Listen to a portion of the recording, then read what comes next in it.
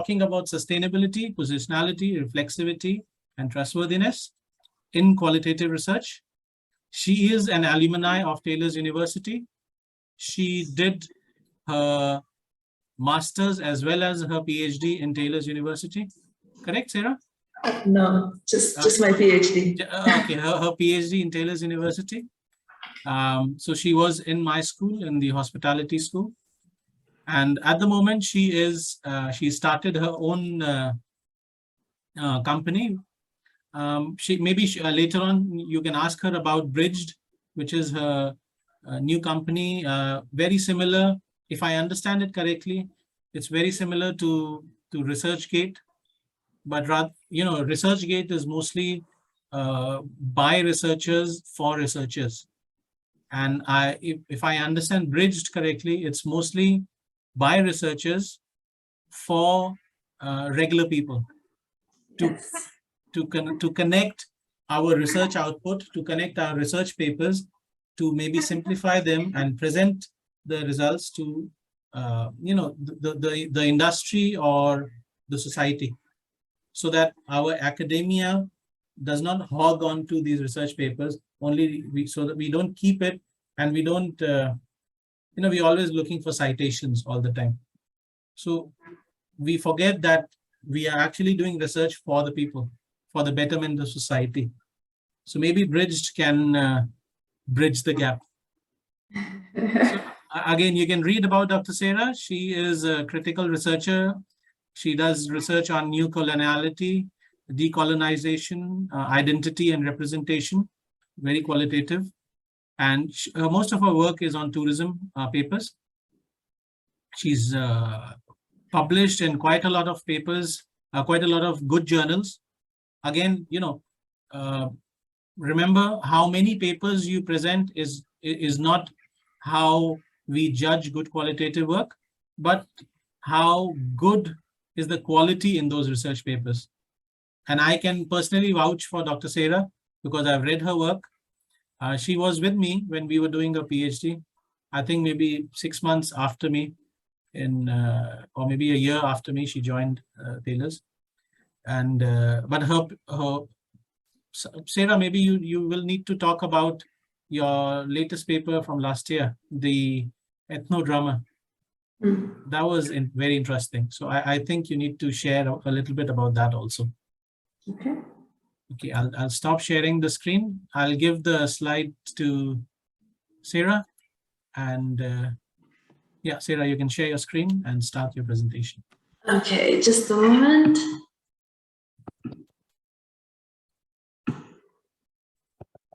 All right, and then can everyone see my screen? Yeah. Okay, great. All right, so thank you, Mayuk, for that introduction, and thank you for also inviting me today. And so today, at the high level, we are going to be talking about reflexivity. And I joined in about 10 minutes earlier, and I heard some of bits and pieces of your presentation. And I see that you're at a stage where you're kind of deciding the direction for your research.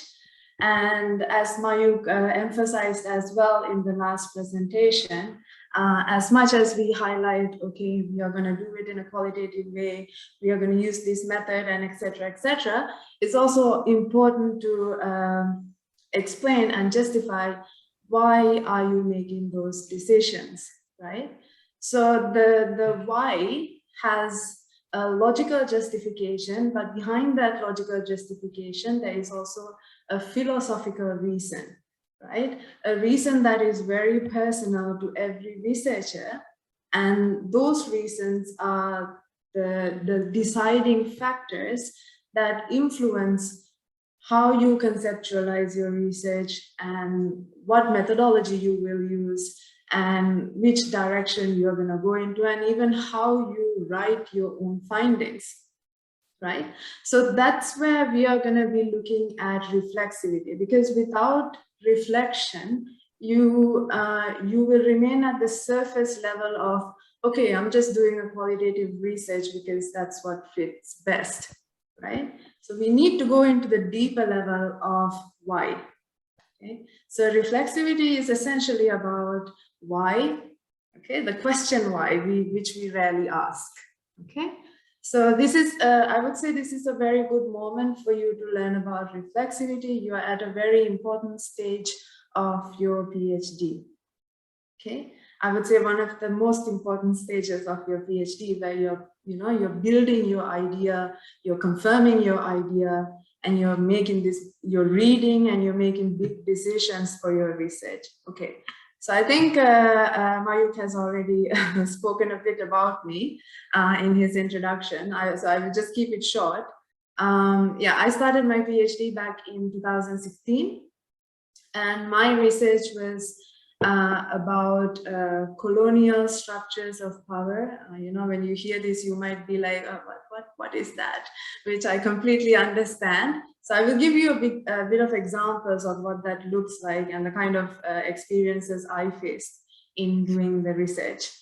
My research is mainly qualitative in nature, and I look a lot into structures of power and how that influences different realities, right? So identity is a big aspect of what I study, and that is very much connected to reflexivity as well, because reflexivity is essentially about knowing who am I and what aspect of myself am I bringing to my own research, right? I do qualitative research because that's what resonates with me. And I do a lot of writing and reading, and I would say reading is a very important step to reflexivity, right? Because we can only ask questions from ourselves, and we can only question ourselves based on the knowledge we have, right? And reading enables you to question yourself, okay? So yeah, so these are just some aspects of who I am. So I worked in Taylor's up until 2019. Was it? No. Up until 2021, I believe.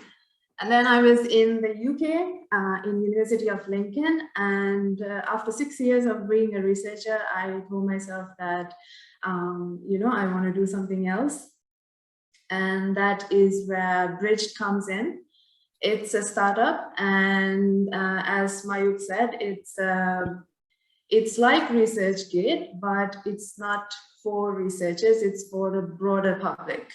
And the reason is because I realized through my research career that majority of what we write and publish just remains within those specialized research groups. It doesn't go into the society, which is a form of exclusion.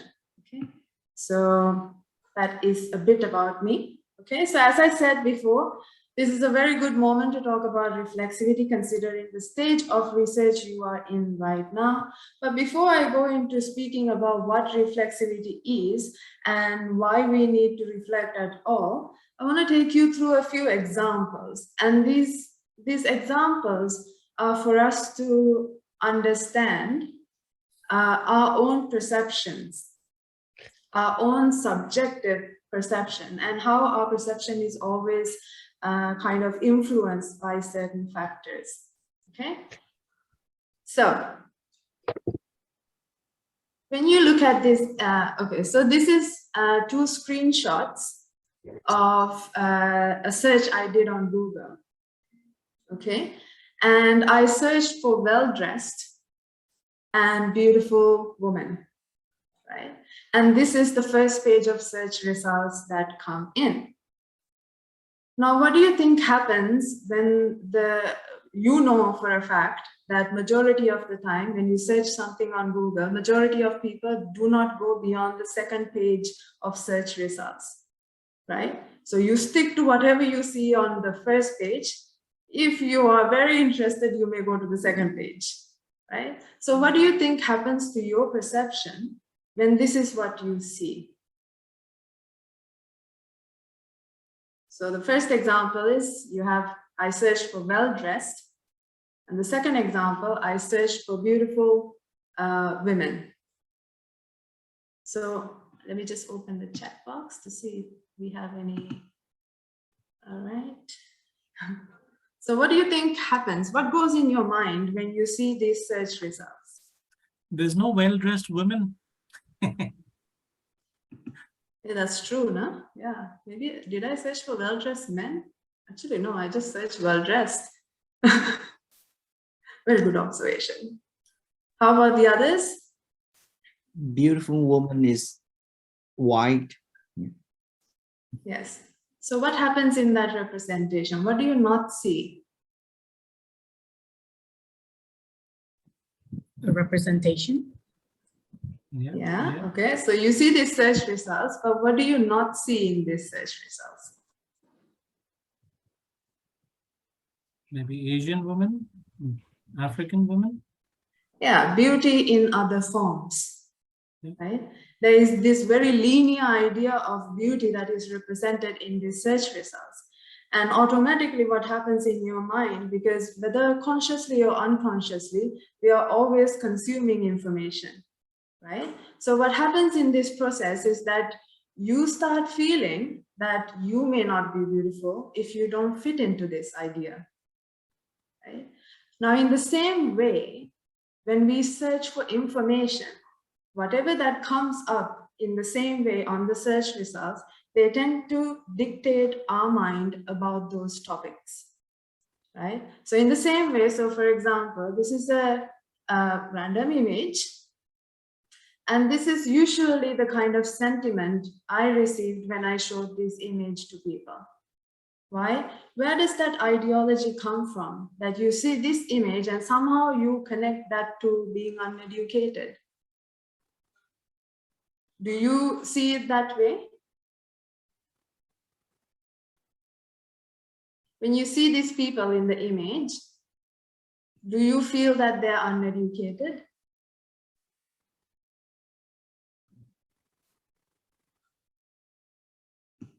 Someone on the chat? Okay, we have someone saying, yes, you do feel they're uneducated. May I ask what's the reason behind it? Why do you think they're uneducated? Anyone? I have some faces that are deeply thinking. The clothes they wear and their surrounding, right?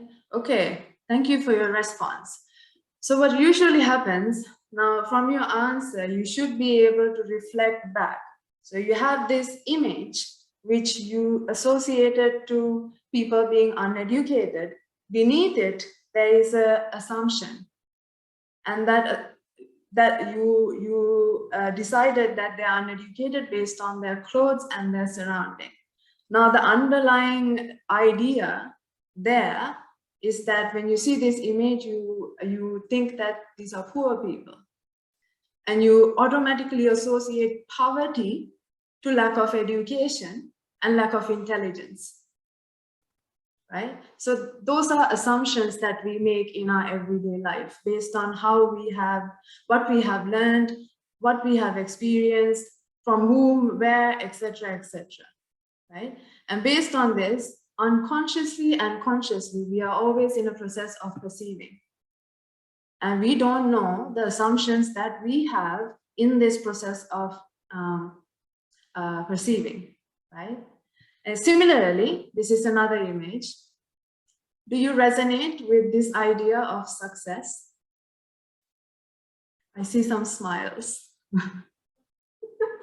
I feel like you do.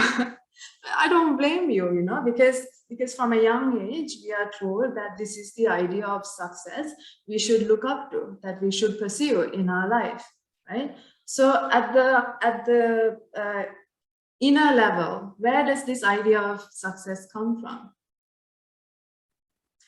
Capitalism, right? I'll just give you the answer, all right? It's the economic structure we live in. The ideology of that economic structure tells you that this is the success, that this is what success looks like. So that idea is already in your mind, and you are bound to bring this idea and assumption to every aspect of your life, right? Because essentially your behavior begins with the underlying assumptions or underlying beliefs you have within yourself. All right, my next question. When you see these images and the women in these images, what do you feel in your mind? What do you think their lives are like?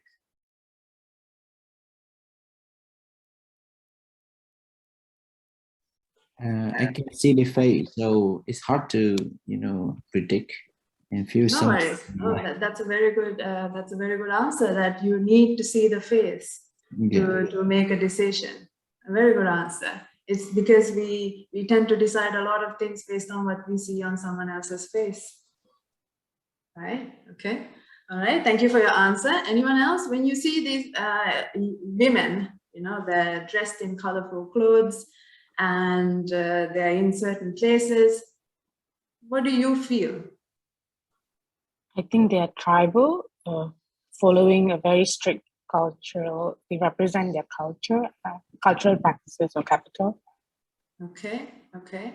That is very much connected to another answer that we got in the chat box, that they're all covered up. So somehow we tend to associate women who are covered up in a certain way as being traditional, cultural, or being covered up by force, right? Because that is the predominant idea that exists in the world today. And we consume that information and we perceive based on that information, right? Okay. I won't take too much of time going through these examples. I'm sure as research students, you have come across this statement that qualitative research is subjective and quantitative research is objective, right?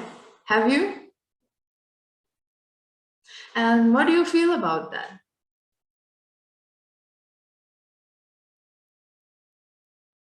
Yes, people, please don't be shy. Please talk to her. I'm used to it. Yes, Yeah, definitely. I agree with what Sean said. It's maybe oversimplified. I think I would have agreed with those statements maybe a year ago when I started out, but I would say research is subjective. That's very good. So I am happy to see that you have already progressed into questioning things, which is the fundamental step to research, questioning things as they are. Right? All right, great. Okay, so what we see from these examples is that we are always in a process of perceiving. Whether this is a conscious process or an unconscious process is something else. But the reality is that we are always in a process of perceiving. And in that process, we tend to wear different lenses, right? The sunglasses like this stick man is wearing, okay? So depending on the sunglass that you are wearing, which is essentially the lens that you are wearing, you will perceive your reality differently, right? So I don't know if you're keeping up with the Ukraine war, but your perception of the war and the situation, what's being reported, and the overall scenario, and where you stand in this matter will very much depend on the lens that you're wearing. And if you were to conduct a research on this situation, it would be nearly impossible for you to remove yourself from your beliefs, that lens, right? Okay, because we are predisposed that way. It would be near impossible for someone to remove who they are from themselves, right? So I know in quantitative research, there is this predominant belief that a researcher can be detached from their research. But a fundamental aspect we embrace in qualitative research is that no, that would be impossible to do.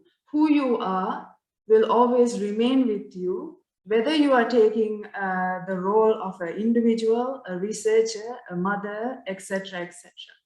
It will remain with you because that's your identity.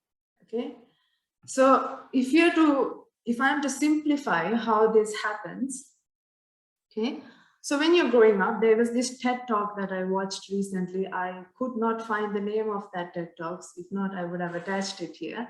But he explains how from a, when we are at the age of between, I believe 5 to 7 or 4 to 7, and we start questioning, we start asking why to everything that our parents tell us. You must drink water, why? you must go to bed at this time, why? But at some point of our life, because the adults keep telling us to shut up, we stop asking why. And we start internalizing whatever that is taught onto us. That means that our identity is always filled with our social reality, the political conditions within which we grew up, the economic conditions within which we grew up, the religious beliefs within which we grew up, and etc., etc. And this many years, let's say you are 20 years, you're 30 years, so you have had these 20 years of forming, right? And along the way, because these beliefs get crystallized through time, you become unaware of what your beliefs actually are and what's actually informing your decisions. So today, if you are choosing a McDonald's burger over, I don't know, a home-cooked meal, right? You may think that it's a simple decision, but it isn't. Behind that simple decisions are an amalgamation of beliefs, right? So maybe you opted for McDonald's meals because you have work to do. So what does that mean? That work is more important. Why is that? So it's a matter of going layer by layer by layer, asking yourself why. And essentially what happens is that because we all carry unique experiences, no two people are the same, right? Okay.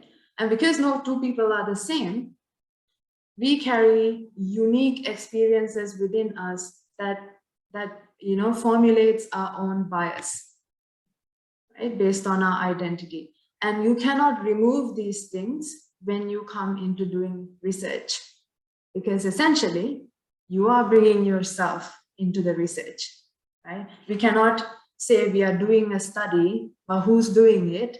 We are doing it, right?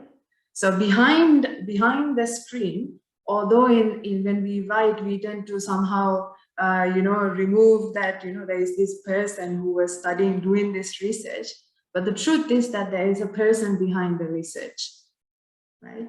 So who you are will essentially influence your research from the beginning to the end. So this is where reflexivity comes in. So in research, we are always making decisions about what we see, right? So for example, if I take two of you and ask you to walk down the same street, or if I give you a issue and ask you to design a research, no two people will create the same research. You will both make different decisions, right? So in research, we are always making decisions, and in these decisions, there are things that we will not see, that we will not consider, right? And that means our decisions are always biased to some level or not, right? And part of the researcher's job is to make that bias as obvious as possible. Why? So we can build trustworthiness towards our research, right? I would say it's a big responsibility of a researcher to be ethical, and being ethical also means to be transparent in what you do, right? So at the end of the day, a research report is essentially just one representation of reality. Although we tend to always write research in a way that the truth is in our paper, is in our research, but the reality is that it's just one truth out of many. Okay, and our job is to give the best representation we can and to be fair in the representation that we are making. Right? So by understanding all of this, by understanding the very subjective aspects of our identity, we realize that the perceptions, experiences, expectations, personal and cultural understandings and beliefs specific to a person will always inform and influence the judgments that you make in your research. And it's very unique to the individual, right? So that's what subjectivity is, right? And you are always positioned in one way, in certain assumptions, in certain ideas and beliefs. So you're disposed to see what you want to see. And in seeing things in one way, you have to realize that you are also not seeing many other things, right? Now, so I'm sure you have gone through all of these different steps, right? So imagine that this little penguin is you, right? You're at the surface level and you're making these decisions, but then the iceberg is so deep, right? And it goes all the way down to your philosophical foundations, which I'm sure you have also learned about by now, right? But beneath the philosophical foundations is essentially you, right? That's where you are. So it's the deepest level, right? Where you start reflecting on who you are, your identity. Can you really undress your identity? And which aspect of your identity are you bringing to your research, right? Because we are not just one thing, we are many things. And we identify as many things in our identity. I'm a woman, I am this, I'm that. So which aspect of that identity are you bringing to your research, right? So this is where you need to start reflecting. And I would say reflexivity at the much deeper level, it's a very, sorry, someone entered the waiting room. I would say reflexivity at the deeper level is something that is very difficult to do. I will tell you a bit about my own experience, and I would say there were times that I was frustrated, I was angry, I was afraid. And I was afraid because I felt like I'm losing sense of who I am. You know, when you go into the deeper levels of questioning who you are and why you are the way you are, suddenly you lose ground and you feel like, oh God, who am I? You know, but I would say this is a very important process of becoming a researcher as well. So how do we reflect? First step is reading, right? Reading enables you to ask questions, right? And the simple question you can really ask yourself is why? And it's a very simple question. So listen to your thoughts, look and observe your actions, and look at your decisions and ask yourself why. Why are you really making these decisions, right? So it's a cyclical process of questioning, listening, and realizing. And it's a process of unlearning because you have already formulated your identity, right? And it's rock solid. Your identity right now is rock solid. It's very difficult to break it. It's very difficult to question it. When you were 5 years old, your identity is different to what your identity is now. You've gone through so many different stages, and now it's rock solid. So to question is hard, right? But it's a process of unlearning and relearning, right? Learning again. So my shortest definition to reflexivity is that it's a process of realizing the self, and in the process you realize the research, right? So I'll tell you a bit about my own research, so I can give you a few examples of what kind of reflexivity I went through. So my research looked into how colonial ideologies impact knowledge production, specifically tourism knowledge production, right? Because we think that what we consider as knowledge is this innocent decision, but it isn't, right? It's very much colored by different ideologies. And I'll give you an example as well. So this was the basis of my study. And I won't go into this. I've already summarized what I did, okay? So I'll give you an example of what the issue I explored is, all right? So this is a question that I asked one of my PhD classes as well.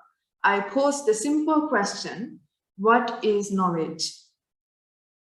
Okay, because the answers are already on the screen, I'm not going to ask you the same question because I feel you will give me an answer from something here.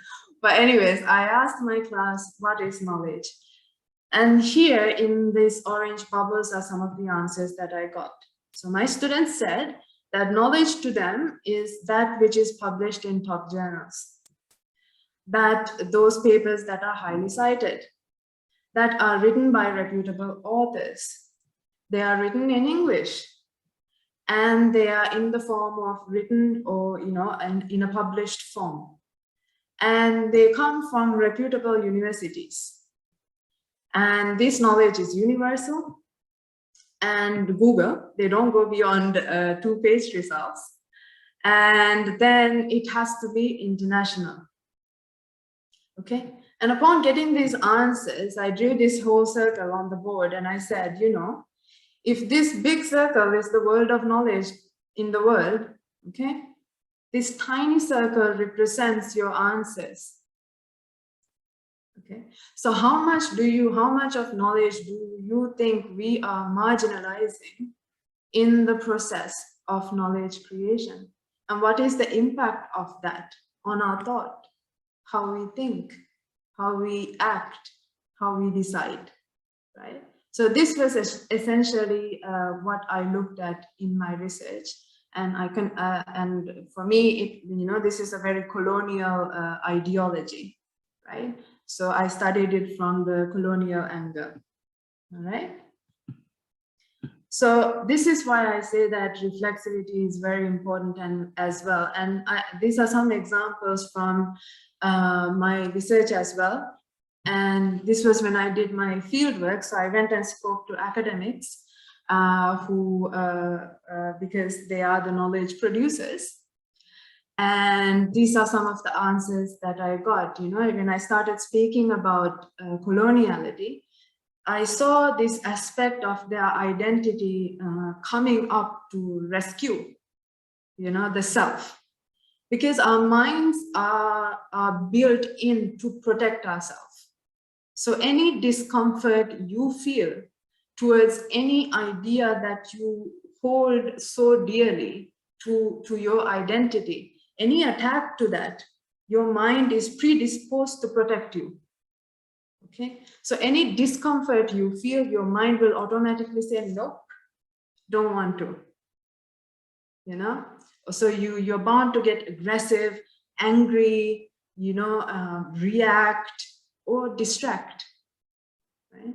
So these are some of the quotes that I got that no, we are not being colonized. We don't have knowledge. We are at an infancy. Why should we care? And etc., etc.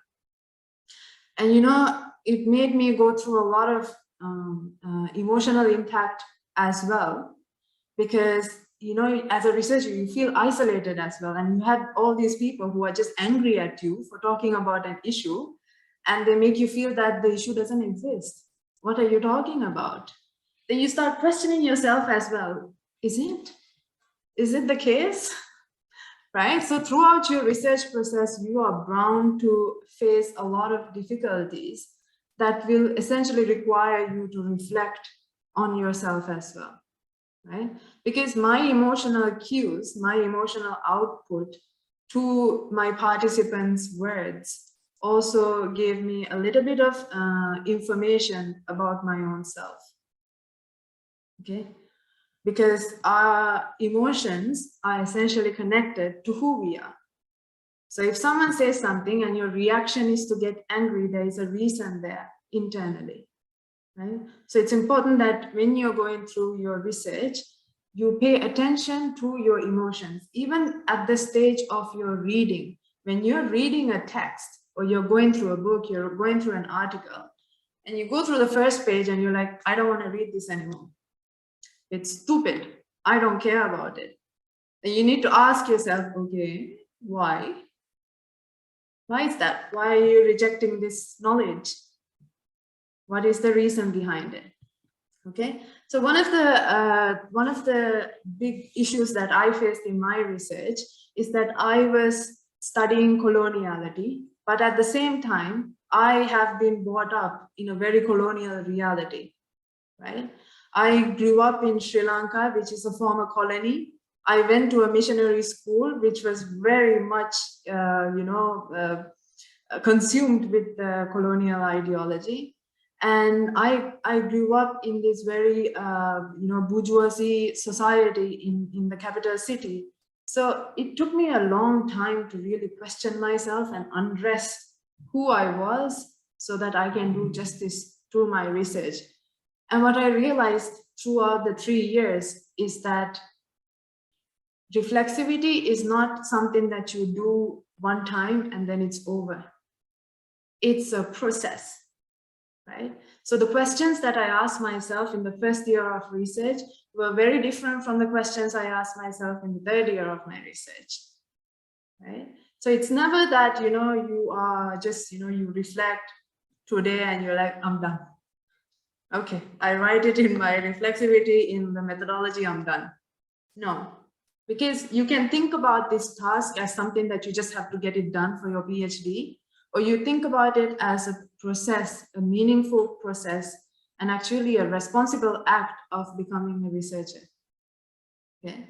So reflexivity was something so important to me that I actually wrote a paper about it based on what I reflected on my own reflexivity, right? Because I realized that reflexivity is not something that is so straightforward. It's not something that you think, you ask a question and you're done. No, there's a lot of limitations to reflexivity as well. And you can only ask questions from yourself based on the knowledge you have. So there may be certain questions that are not even reachable to you because you haven't reached that knowledge yet. Right? So if you're really interested, you can go have a look at this paper as well, or you can ask me, I can pass it to Mayuk and he can pass it to you. All right. In short, there are different stages of reflexivity. So you are at the primary stage of reflection. And this is a stage of your research where you're reading a lot and you're building an idea about your research. So at this stage, you should pay attention to what you're reading, what you're not reading, what you're gathering and summarizing from what you're reading, and ask yourself why. Right? What does your decisions look like, and why are you doing? What assumptions are you bringing to your research, and are you reading things that support those assumptions? Because that's something that we tend to do as researchers. We love to prove our assumptions, right? So in this process of reading, we tend to get sucked into this process of reading what proves our assumptions, right? So it's important that you pay attention to what you're reading, what you're gathering, what information are you gathering from what you're reading, but most importantly, what are you not reading? What are you rejecting, right? Okay. And the next phase is when you come to your design. Now, this is when you're making all the decisions. I'm going to do a qualitative research. I'm going to do interviews. I'm going to interview these people, and etc. It's going to be structured or semi-structured, etc., etc. This is where you need to ask yourself, okay, why? And you might say that, it's because no one has done semi-structured interviews. No, you are just hiding behind it. I'm not saying that reason is wrong. That reason is very much logical. Okay, that's a logical reason. But at this level of at this level of research, at the PhD level, you are required to go deeper than that, deeper than the logical reason, right? Okay, because behind the logic there is philosophy, behind that there is you. Okay, and the next phase is the field, right? So once you have decided everything, even if you're doing interviews, what kind of questions are you asking? Why? Right? And in the field, this is where you really need to use reflexivity. What kind of questions are you asking? How are you reacting to your participant? And how does what they say affect you and why? Right? So you need to pay attention to your emotions at this stage, because it will really influence what you do in the post-field phase. If predominantly at the field, the sentiment that you're carrying is anger, this will come out in the representation that you write up, right? So at each stage, you have to be in a process of reflection and pay attention to what you're doing, but most importantly, why are you doing that, right? And the post-field stage is very important. This is where you are making a representation. You're building a truth about something, right? So I had one of these students ask me these questions. He asked me, should I write down and report things that my participants say, which he doesn't agree with? And I was honestly shocked to get that question, because I thought to myself, yes, definitely. I mean, whether you agree with what your participants said or not isn't the matter. You have to report, right? Now, this is a very good example of paying attention to what you're doing and being reflexive in the process, right? So if you feel like you don't want to include as something because it doesn't, it doesn't tally with what you believe in, please ask yourself why. Okay, and this is about being ethical as well, right? Because that would be very unethical. And at the conceptualizing stage, I also have one more example. One of my students asked, he was speaking about what his idea of what education looked like. And I asked him, well, and he brought a lot of his personal experiences.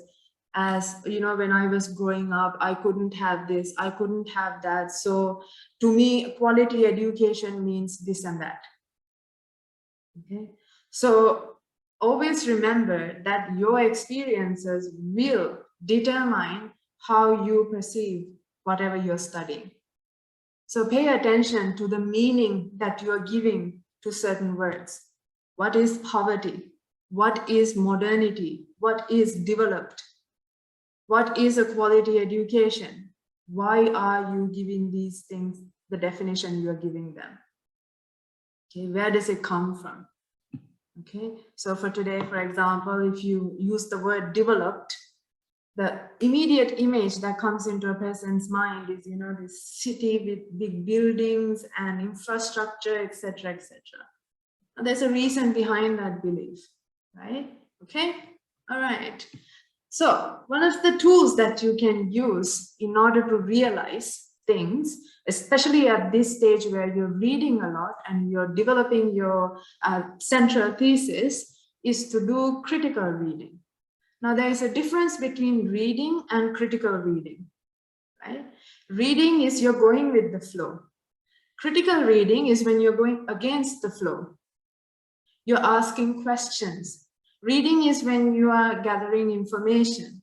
Critical reading is when you ask questions about, oh, who is the author behind this?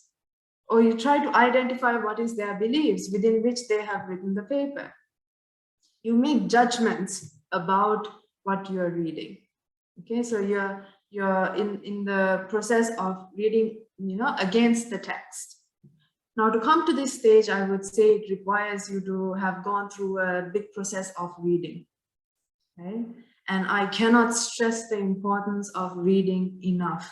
Sometimes there are students who ask, how many articles should we read? There isn't a number. you should be reading everything that is out there, right? Because you're not losing anything by reading. You're only gaining, right? But once you come to that level of, you've confidently read into a field, then automatically you will know what questions to ask. Okay, you will pay attention to the theories they have used, to the assumptions they have used, to the methodologies they have used, why, what is missing. Your mind will process that information for you. At least that's what it did for me. I hope it does for you as well, right? And this is essentially what this all boils down to. This process of reflection is for us to build trustworthiness, auditability, credibility, and transferability to our research. Right? Meaning that someone should be able to read your research and understand, all right, this research was written on the basis of these beliefs. And these lenses guided the decisions of this research. These are the reasons behind those decisions. And put them all together, they colored the representation that was put out by the research.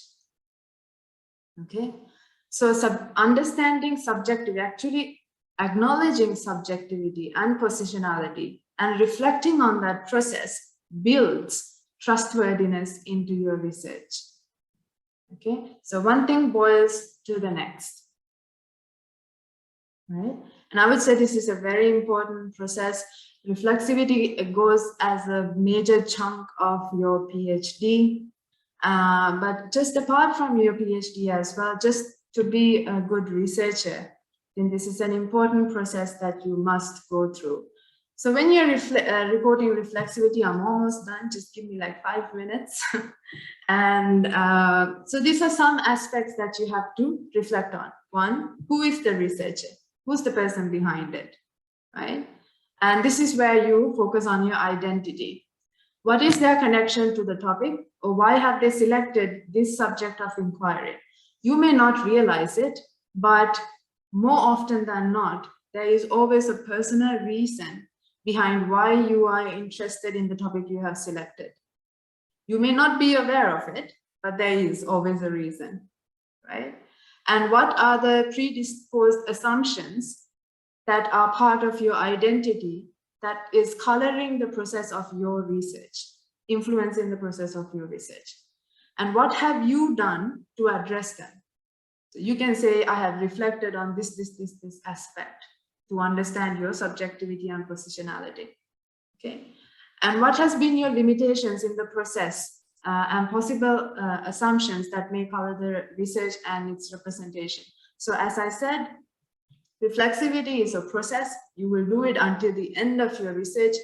And even doing it until the end of your research, it's possible that there may be questions that you still haven't asked yourself, which you will realize later. So it's important to be transparent about the limitations as well. And what are the reasons behind your decisions, whether it's the theory you have chosen, the methodology, method, what you did in the field, and etc., etc. Right? So these are the points that you would have to discuss in your methodology chapter under research philosophy. Yeah. So to conclude, I would say unquestioned science is more dangerous than fake news. You know why? Because people tend to take science as fact. And, you know, I've seen a lot of unethical practices in research. And I think as, you know, as upcoming and new researchers, you should take it as your, you know, personal priority to be ethical in being a researcher. And one of the processes of being ethical is to always reflect on your own actions.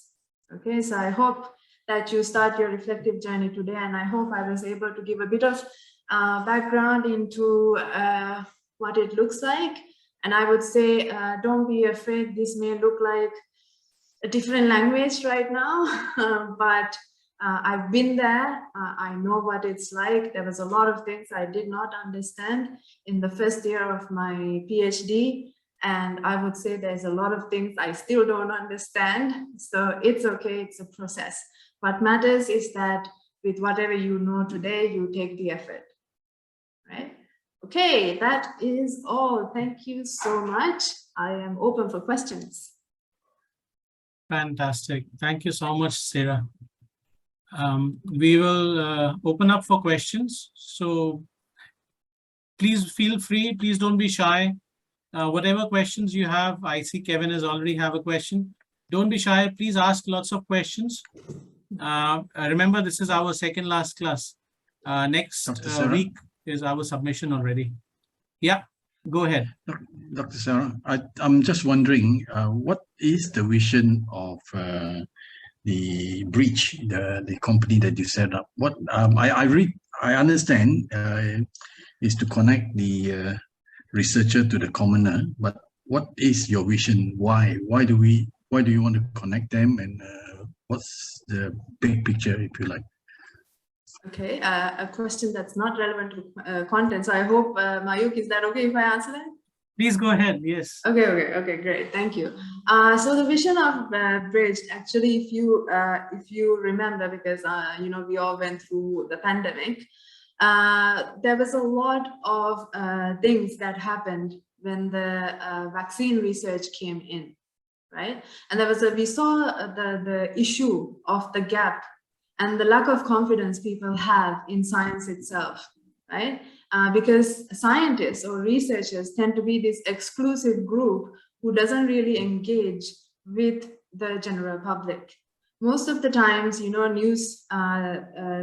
some news outlets, they report certain findings to the public, but majority of what we publish does not, you know, boil down to society.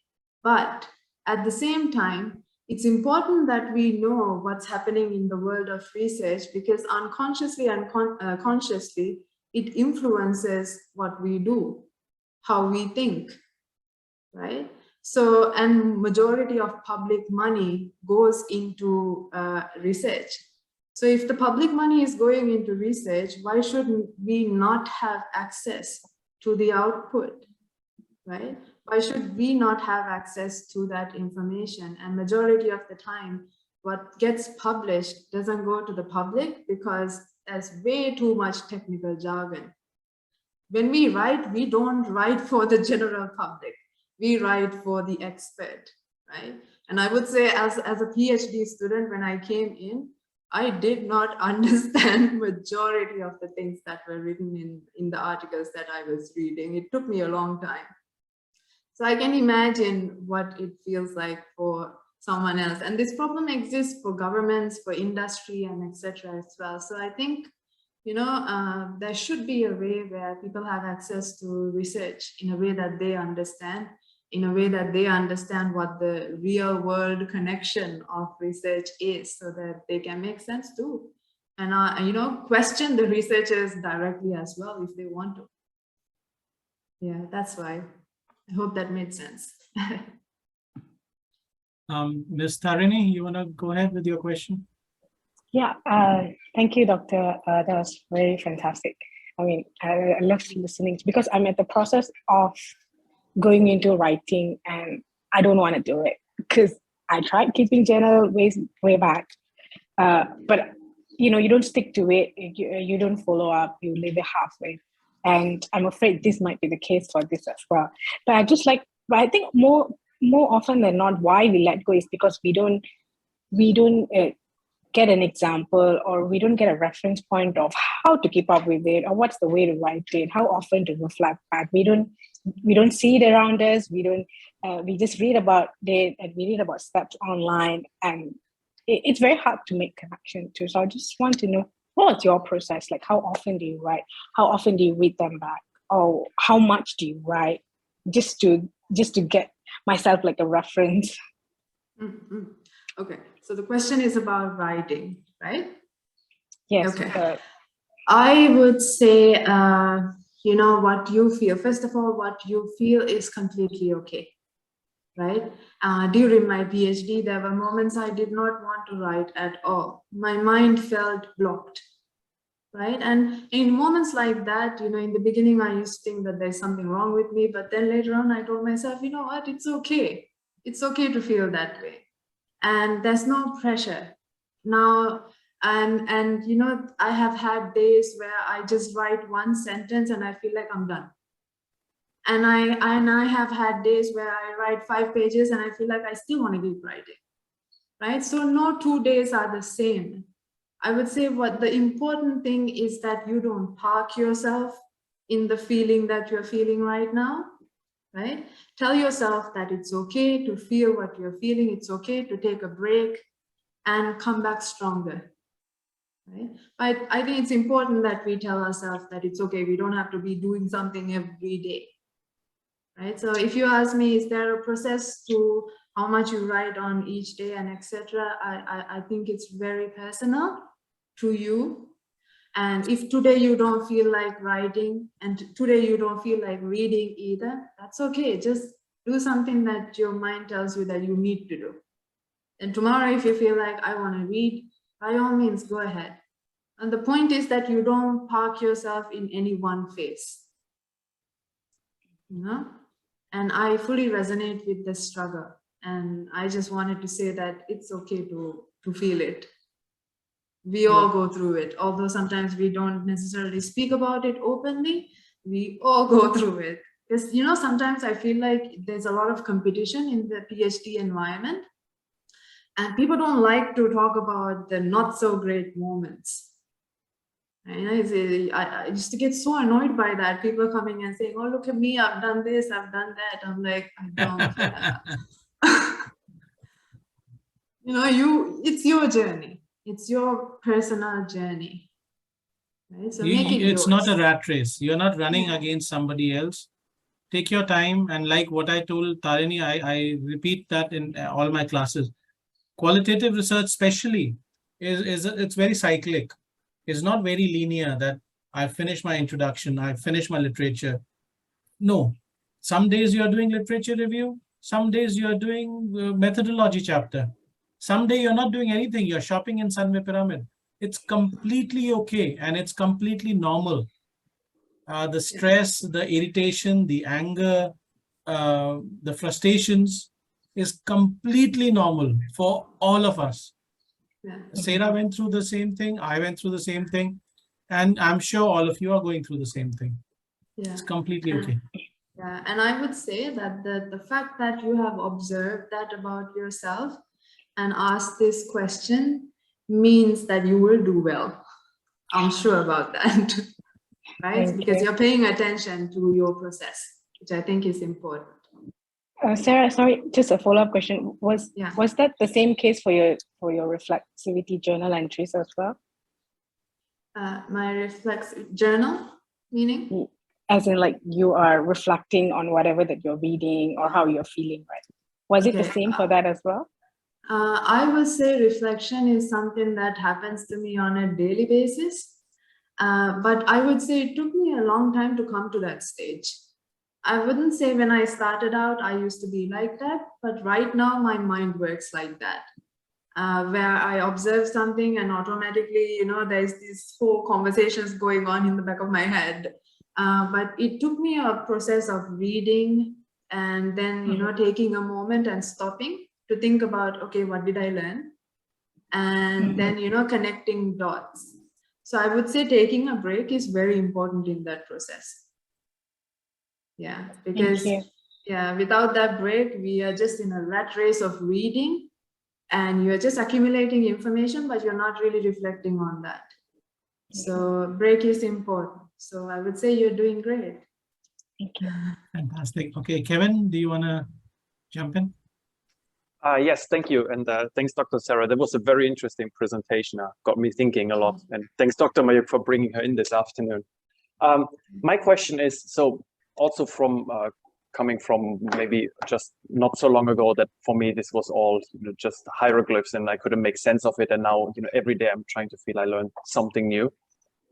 For example, maybe to put my question in perspective, if I look at some of the quotes that you have shared earlier, before I was just looking at quotes from an interview and I thought, okay, so this is how the researcher came up with the conclusions that make sense. Nowadays, if I only look at quotes, they don't mean anything to me without knowing the author or the researcher, because if you research, for example, racism, I not only need to know the participant, but I also need to know more information about who is asking the question. So I see a lot of value in that, and I start to understand that process. My question is, when you talk about undressing the identity, and obviously this is a very personal thing and it can be quite vulnerable process as well. What would you say to somebody, like also in terms of when we talk about academic writing, of how much you really report on that kind of reflecting portion of, because some of it is indeed very, very personal. So where do you draw the line that you want to share a lot with the readers, but not too much, and you don't want to keep it too superficial? I hope that makes sense. Yeah, it does. So I would say where you draw the line is, okay, so there are different forms of reporting, right? When you are writing for a journal article, for instance, you have this word limit. So as much as you would, love to write a reflection piece, you're not going to have so much space to write it. So how can we make a decision on what's important to go into that context? I would say it's very much related to the context you are studying, right? So for example, I'm writing about coloniality and tourism knowledge.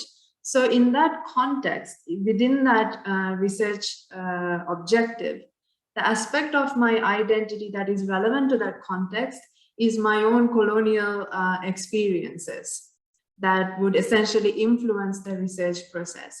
So obviously in that, I don't have to go in detail about many different aspects of my identity, right? But the one identity that you are predominantly bringing into your research, that's the one that you have to focus on, to reflect on in such a space, right?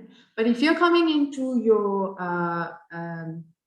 PhD, for example, you have more space to talk about yourself, to reflect upon yourself. So it would be much greater, the depth and how much you discuss. But then again, it's not necessary that you go deep down into your very personal things, right? Still connected to the predominant umbrella of your research, I would say. What do you think, Mayuk? Makes sense to me. Yeah. Again, like Sarah says, Kevin, it's you decide how much you want to show, and you decide how much, or you decide what are the things I do not want to disclose. But again, think about it. Think about it, and be aware what are the things I am disclosing, and also be aware what are the things I'm not disclosing. Also be aware, why are you not disclosing those things? And I would say, in the process of reflection, there is the reflection that you would report on, but then there is the reflection that you will keep to yourself as a researcher. Right? There is a reflection you do as a responsibility, but it's not necessary that you have to report all of that in the text, right? Some things we do because we want to be ethical in our research, we want to be informed, because a lot of the times we do research and we don't really reflect on applying that knowledge to ourselves, right? So not necessary to report everything, just the most important aspects of your identity in relevance to the topic. And, so do remember, Kevin, that we are human beings. And as human beings, we have our own biases. We all have our biases. We are not doing scientific experiments. So even when you are writing about somebody, you may decide as a human being, as a man from a European country studying or doing your work in Thailand, you may decide that this is not important, or this is not right. This is not correct. This is wrong. And then you may decide to hide that fact or not disclose that fact in your writing. So that does not mean that thing doesn't exist. The issue exists, but your researcher biases, your personal biases made you not write about it. So you have to be aware of these biases first. First, you be aware, like Sean was asking in the comments, should we be aware or should we explore these biases? I think first you should be aware of all your biases and your prejudices. And after you know them, then you explore them in your writing. And the best you can do it is in your PhD research, because you want to fill up lots of pages. So thick descriptions is what you want, and this is the place where you can do it.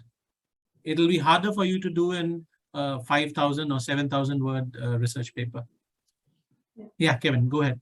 Okay, got it. No, thank you very much. So I just mean, essentially, it's not so much about what we report or not report, but it's more about the process, what is happening behind the curtains, basically. So it's as long as we think about it and we reflect on it. If we report on it or not is maybe secondary. Is that right? Yes, you know, some things that you might, some things that are important to report, which you feel that really influence the research process, I think you should report on them. So for example, me getting angry or feeling agitated when by the words of my participants, I felt, you know, I had to report on that. And because I may have unconsciously influenced the representation that I created in my research based on those emotions. Right? So I did mention what I felt, right? And how that must have influence. But yeah, it's not necessary. Reflection is a process for yourself in becoming a researcher, and we don't just simply do it for the purpose of reporting it, but reporting the fundamentals are important. Along the way, you will figure out, I am certain, what those fundamentals are, because you will realize throughout the process what are the major turning points where you felt something about you was influencing it. Yeah. And also do remember, the way you understand things also depends on how you are feeling. If you are angry, if you had a fight with your wife just before you went out for data collection, you may be bitter. And that bitterness may make you understand things differently than if you had won the lottery and then you had gone out for collecting data. Because how you feel at that particular moment affects how you understand people. If you're in a happy and jolly mood, you may understand things differently. If you are in a pissed off mood because you had a traffic accident on the way to your data collection, everything you see may make you angry. Every perspective may be against what you think is right. So you may think, this person is telling me, whatever he's telling me is wrong, it's bullshit, just because you're in a bad mood. Maybe or if you went to the same person tomorrow, you may accept what he's saying. So this is where we talk about field notes, what I showed you last week. Make your field notes. Don't just see what the participant is doing. Don't just observe what the participant is doing. Observe the surroundings, how you are feeling. What are they wearing? What's the temperature? What's the weather? What's the social structure? Is it men and women all together or separate? You know, everything. What's the sights, sounds, colors? All these things can be used for your analysis.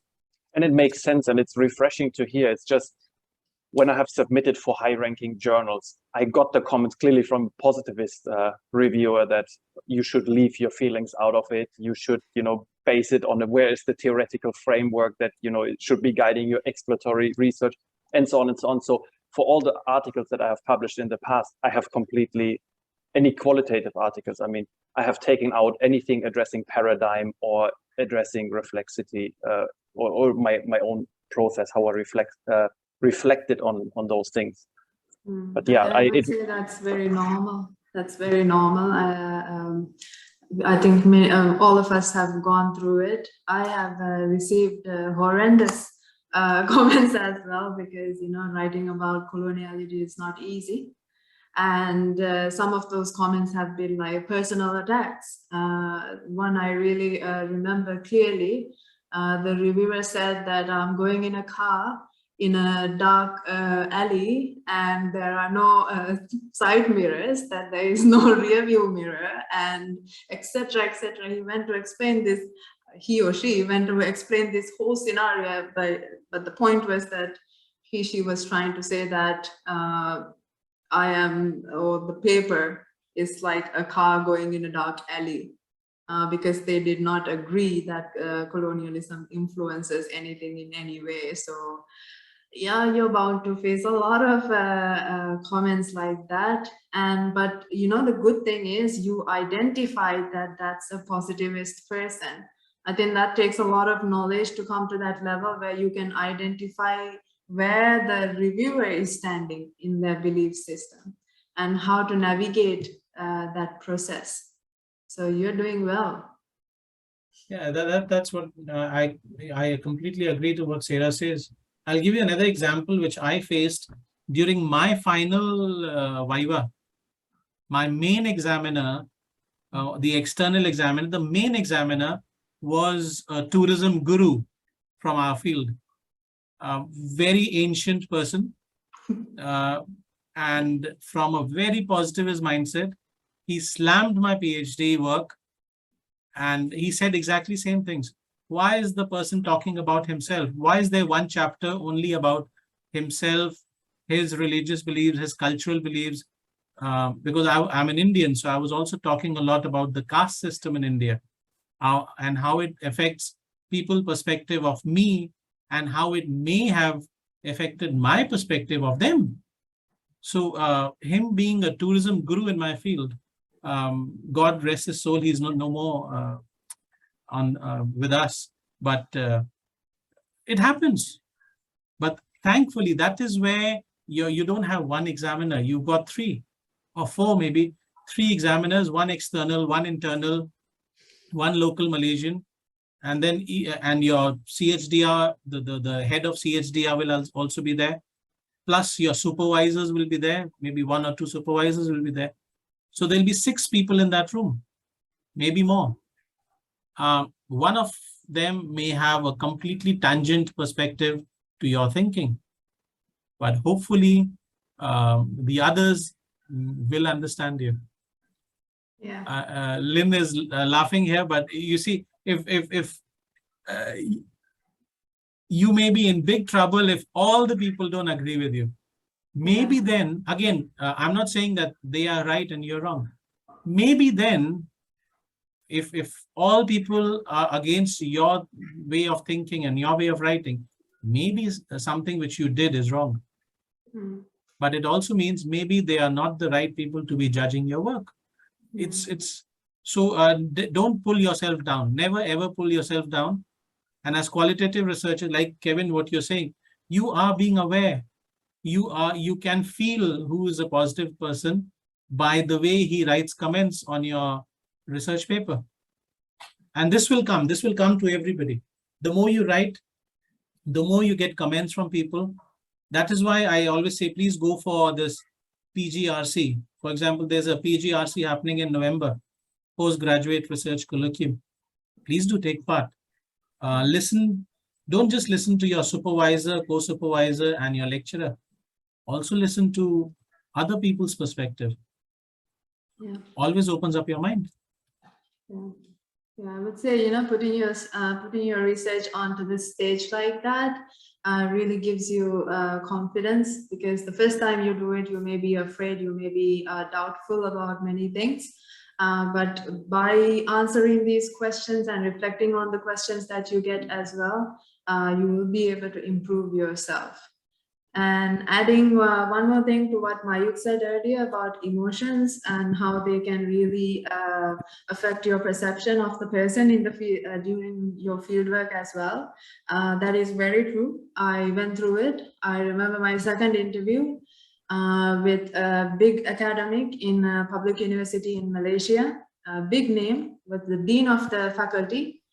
And I had arranged an appointment. He was 2 hours late. And I was just annoyed, and obviously I brought that annoyance through the room as well when I did interview. And it just added more because he was extremely egoistic, and that took another level of emotional toll on me. But in the end, what I used to do during the field work is I always kept a journal with me. So I used to write down what happened and how I was feeling in that moment. So I know later on as well, you know, what was going on. And it's based on this journal keeping that I wrote this article that I showed you earlier as well. So you never know how they may come handy. So do keep a journal of what's going on when you go to the field, because a lot of things will happen and many of those things are unexpected. Yeah. And do we have more questions? Maybe on technical issues, how to do interviews, how to, any pitfalls, any problems? Yes. Yeah. I'm sorry for the reflections, live reflection here. No Yeah. problem. My topic is about green behaviors, green practice, and I assume that my interview will contain a lot of non-green activity. For example, they feel that doing something bad is normal. Should I reflect it? I mean, should I record it, or should I report it? That feeling, that my feeling about antidote actions in the in my paper. I mean, reflexivity is something that helps us, but is that really help the paper itself? Yeah. Okay, very good question. Yeah. And I would say the first step is for you to kind of sort of pay attention to what meaning you are giving to green and non-green practices. So how are you defining it and why? So when you say, what if they say something, you know, which is non-green practices, etc., meaning you already have a predefined idea of what is green, right? And to answer your question directly, in terms of how you felt in that moment, in hearing that, yes, you would have to reflect on that, definitely. Should you have to report that, actually what you will be reporting is your idea of what is green and why do you have that idea of green. Okay, so what does green practices mean to you and why? And the feelings that you went through, I would say in your PhD, yeah, you would need to report on that. If it's a journal article, not necessarily. Yeah, but do reflect on the definitions you're giving and why. That would be the starting point. Okay, thank you very much. No worries. Okay, what did you say? Any more questions? We are still open for questions. At the same time, can I request everybody to quickly switch on your cameras for a group photo?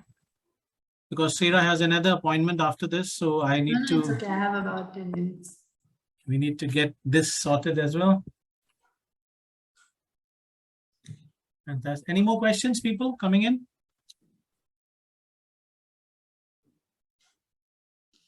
All right. Okay. Yuji and Zhang, are you there? Hangyang? Okay, they may be busy. Let's do a quick print screen. Can I have a nice qualitative smile on everybody's face? Fantastic. I'll do one more just in case. And again, people, please do connect with each other. I always forget to mention this. Please connect with Sarah and please connect with me also on LinkedIn, so that, you know, we are a group of qualitative researchers and we can always help each other in the future, work with each other in the future. and support each other in the future whenever needed. So, Yes, okay, definitely. one more quick photo. 1, 2, 3. I think everybody's becoming an expert of getting photos clicked online. We've been doing Not it for me. 3.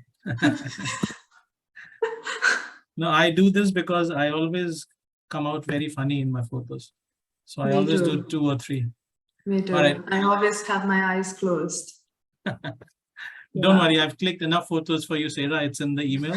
I'll send it to you just after this class. Okay, I'm just sharing my LinkedIn here just in case anyone wants to connect. Hi, Dr. Sarah. I would love to read your PhD paper. If it's out, then please to share it with me. PhD paper as in? As in, like, your work on the decolonization. Yeah, anything. of course, of course. How do I connect with you? I've connected with you in LinkedIn, so maybe Okay, cool. if your publications are there, I can get it from there. It is there, but I'm not sure if you will have access to it, but I'm sure you can via TLS. But then just send me a message if you cannot. Sure. Thank you. Or we can always connect on ResearchGate as well with each other. And we can share papers with each other on ResearchGate. Yeah. Okay, so I just wanted to say thank you to everyone, and I really want to wish you all the best for your PhD. And I want to say that it's okay to feel scared. It's okay to feel what you're feeling. It's a journey, and there is no, don't get stuck in toxic positivity, that everything must be good all the time. It isn't like that. Life is not like that. So don't have, unrealistic expectations from yourself. Just go through the motions. And I really hope that you have fun through this process and you become a better person from this journey. Yeah. So have fun and best of luck. Thank you, Sarah. All right. Thank you, guys.